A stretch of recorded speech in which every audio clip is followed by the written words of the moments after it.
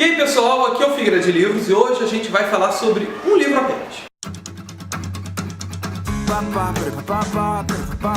Após o Anoitecer, do Haruki Murakami, ou Harumaki, que eu sempre falo Harumaki, mas tudo bem. Bem, eu sempre quis ler um livro desse cara. A primeira vez que eu vi nas livrarias foi com 1Q84, até hoje eu não li. Eu tenho no meu corpo, mas eu quero, quando eu tiver com mais tempo, eu quero ler, porque, sei lá, eu sinto que eu vou gostar muito, então eu quero me dedicar ao máximo para essa leitura. E eu tava querendo, assim, alguma coisa curta dele, rápida e tal, então, assim, depois do cinema eu fui passar numa livraria Cultura, eu achei esse livro, eu comecei a ler a sinopse, eu gostei muito, e eu decidi comprar.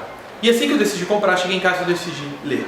Eu li em, sei lá, 2, 3 dias, foi muito rápido, porque o livro é muito bom. Bem, o Após o Anoitecer, cara, vai ser difícil falar Após Anoitecer. Após o Anoitecer, se trata da noite em Tóquio, uma noite apenas em Tóquio. Ela começa, acho que 11 horas da noite, deixa eu ver. Não, começa em torno de 4 para meia-noite. E eu sei disso porque em cada capítulo tem um relógio e ele vai indicando a hora em que está se passando a situação.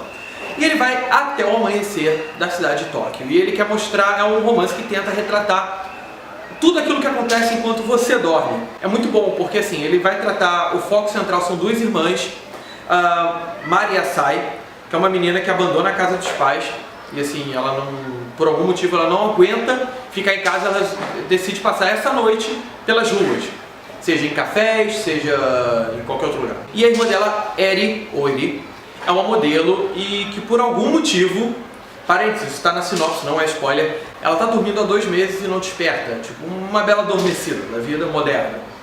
Bem, e além desses dois personagens principais, você também tem o Takahashi, que é um jovem músico que está em busca assim, de um sentido da vida, e o Shirakawa, que é um empregado noturno de uma empresa de tecnologia que tem um lado estranho, cruel, talvez.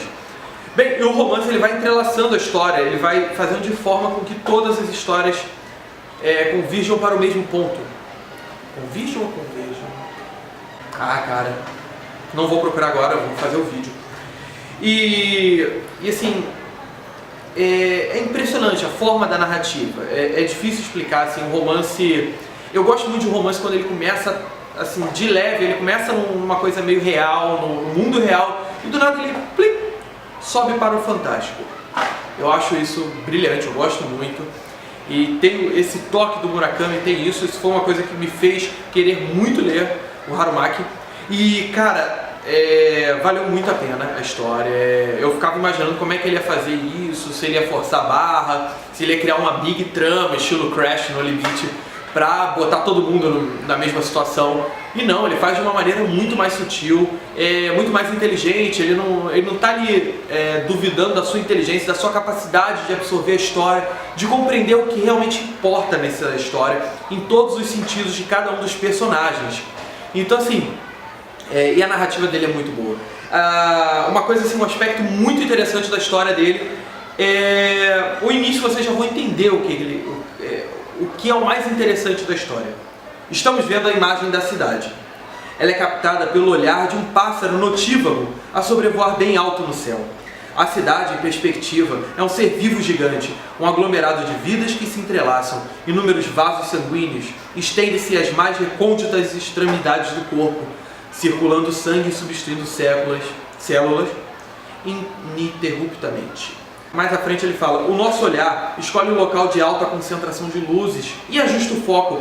Lenta e silenciosamente descemos nessa direção. Se vocês perceberam, ele vai falando, o livro, ele vai narrando como se você, quem lê o livro, junto com ele, fosse uma câmera invisível, algo que o Vertov tinha uma obsessão em fazer isso.